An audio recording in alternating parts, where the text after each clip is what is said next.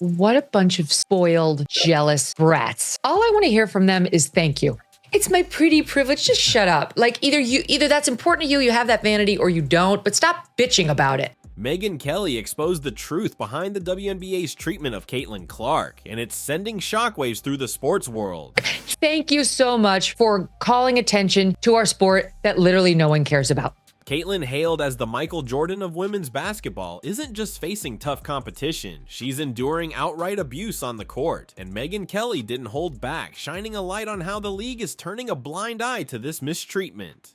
Caitlin Clark is the Michael Jordan of women's basketball. Something exciting and electric and totally worth watching, and probably a once-in-a-lifetime kind of player.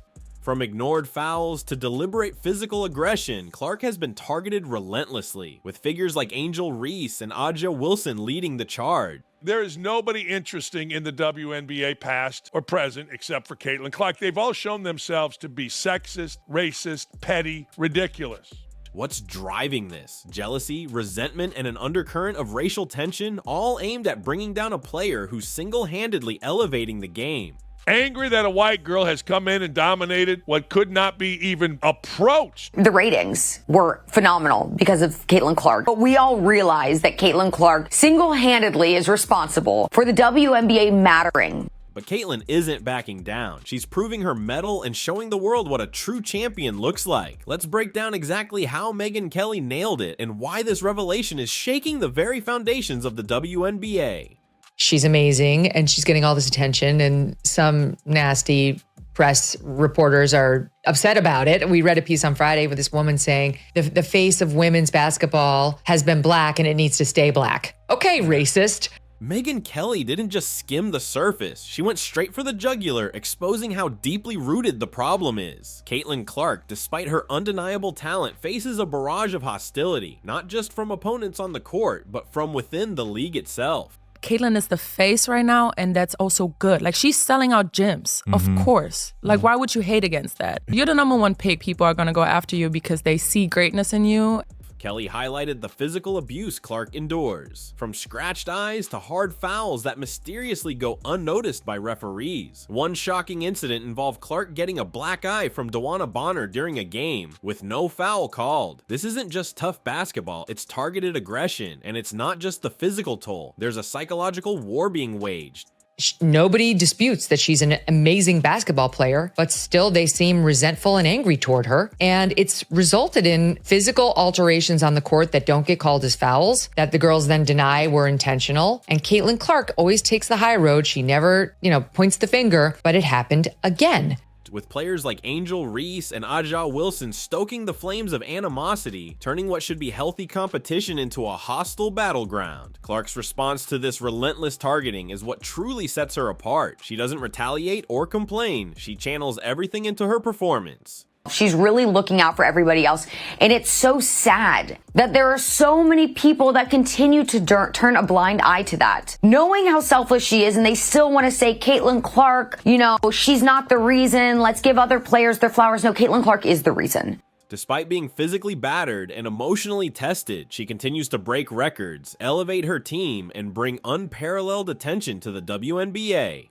Who, by the way, I'm going to go there, who happens to be white, and brought a level of attention and allure to the sport it had not received before. Kelly's revelation about this abuse isn't just a call-out, it's a wake-up call for the league. Why is Caitlin Clark, the very player helping to bring unprecedented viewership and excitement, being treated this way? The answer lies in a complex mix of jealousy, fear of change, and an unwillingness to fully support a player who is reshaping the future of women's basketball. And she is transforming the sport into something mainstream, which is what the WNBA was set out to do. They have never had a mainstream start. So here comes the female GOAT, and these women are going from having 3,000 people in their arenas to 20,000. Kelly's fearless reporting forces us to confront these uncomfortable truths. The WNBA, a league that should be celebrating Clark's achievements, seems instead to be caught in a web of internal politics, envy, and resistance to the mainstream success that Clark embodies. So she's getting a lot of hate from people like that. Of course, Jamel Hill has weighed in, like a lot of people taking shots at her. What is that? Talk about ungracious. This isn't just about basketball anymore. It's about the very culture of the league and its readiness, or lack thereof, to embrace its future. Megyn Kelly didn't just call out the physical abuse, she peeled back the layers to reveal the deeper issue of racial tension simmering within the WNBA. Caitlin Clark's rise to fame has sparked envy, particularly among some of the league's black players. But they're so envious of her because she's so good and so annoyed by the fact that she's white, because we're seeing this in magazine after magazine, that they treat her like she's persona non grata. Kelly pointed out how players like Angel Reese and Aja Wilson have been vocal in their disdain, suggesting that Clark's race and the attention she garners have become points of contention. The narrative isn't just about basketball skills, it's intertwined with perceptions of privilege, as Clark's success is framed by some as a result of her being white in a predominantly black league.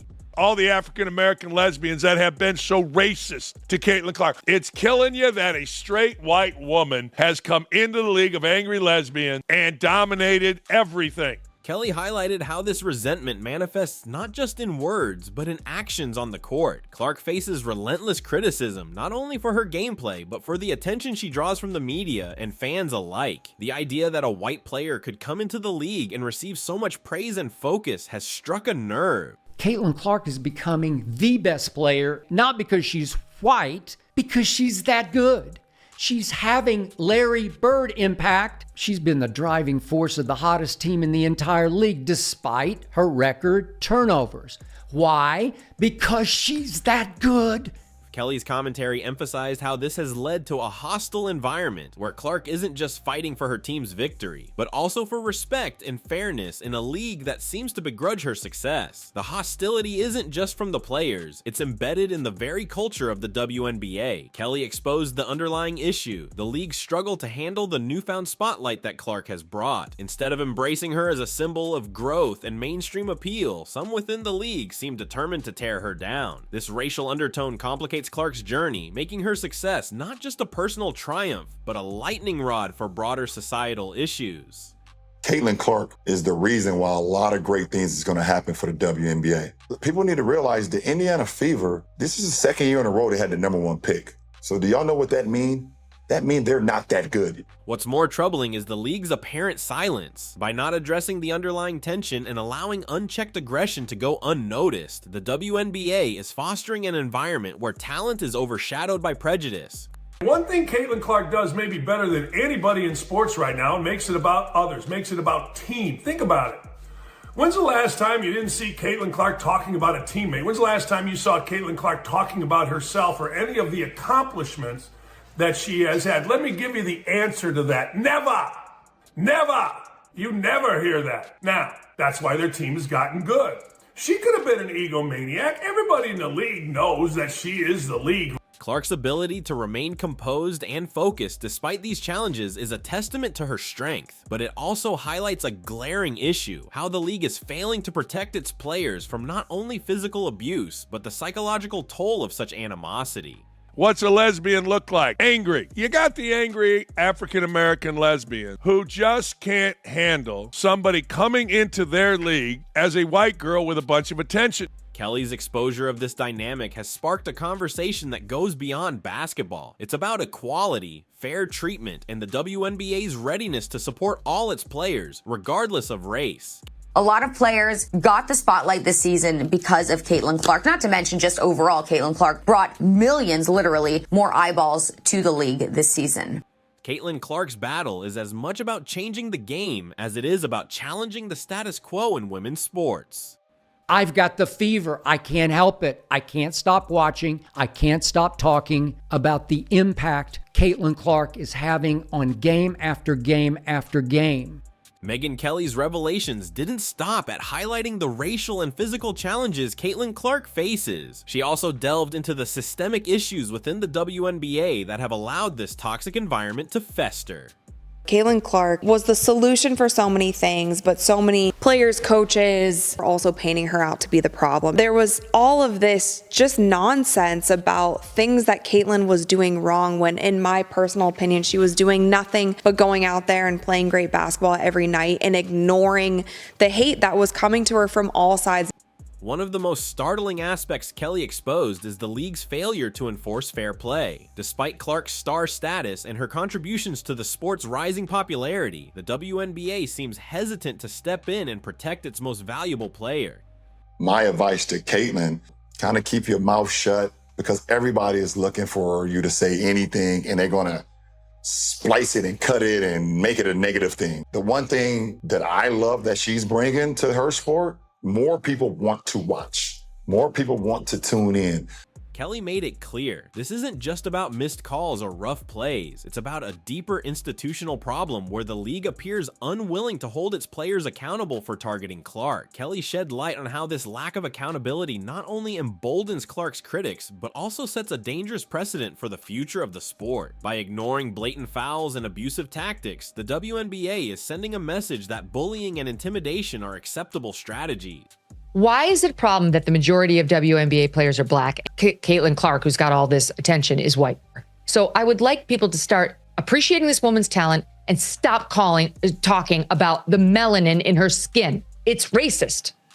This culture of negligence affects not just Clark, but every player who dreams of making it big in the league. If the WNBA can't protect its brightest star, what hope is there for new talent entering the league? The WNBA tried to capitalize on her popularity and crammed a lot of games in over a short amount of time, playing against the best teams in the WNBA.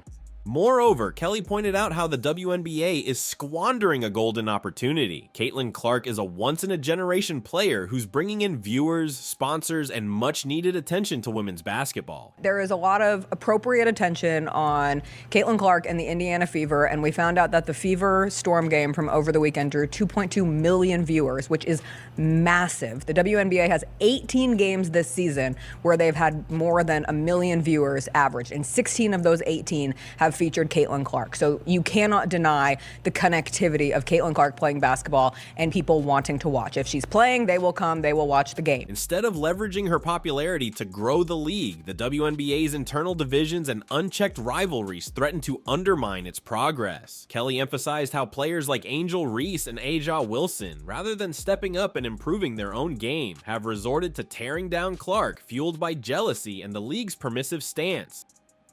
This girl just assaulted her. And this girl's had 2 other issues with teams and inappropriate behavior to where she's reportedly been kicked off of 2 other WNBA teams. So this is an ongoing problem.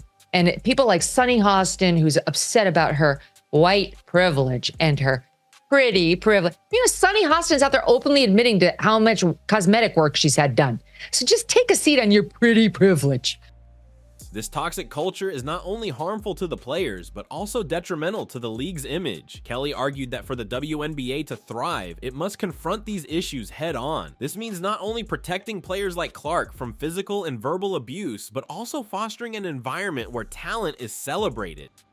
Caitlin Clark, in a shock to me, has proven already to be a once-a-generation passer. I did not see that coming at Iowa. I thought scoring, yes, she's the all-time greatest scorer in the history of college basketball, men's or women's, but passing like this, I'm talking about gifted LeBron-esque bounce passing. Not resented. The league has a choice: continue down this path of internal conflict or take a stand for fairness, integrity, and the future of women's basketball. Caitlin Clark's perseverance in the face of these challenges is heroic, but it shouldn't be necessary.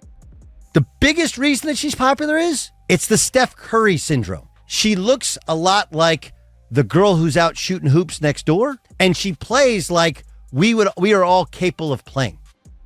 Kelly's critique serves as a call to action for the WNBA to rethink its priorities, address the systemic issues, and create a more supportive and inclusive environment for all its players. The league's future depends on how it responds to this crisis, and Clark's story is a pivotal chapter in that journey. Caitlin Clark is starting to push Aja Wilson for MVP of this league, and I am not exaggerating. She is starting to push Aja as the best player in the league because I don't see anybody control a game the way Caitlin can. Megyn Kelly's bold exposure has forced the WNBA to confront its own shortcomings. Caitlin Clark isn't just a player, she's a symbol of resilience, breaking barriers and shining despite the odds. Her team was playing the Connecticut Suns. Suns. And the player tried to get the ball from Caitlin. And at the end, Caitlin plays for the Indiana Fever. At the end, it seems pretty obvious to me, intentionally scratches Caitlin's eye with her long fingernails. But this isn't just her battle, it's a wake-up call for the league to protect its stars and foster a fair, competitive environment. Clark's journey is far from over, and as the WNBA grapples with its challenges, one thing is clear. Caitlin Clark will keep rising, and her story is just beginning. Stay tuned, because this fight is only heating up.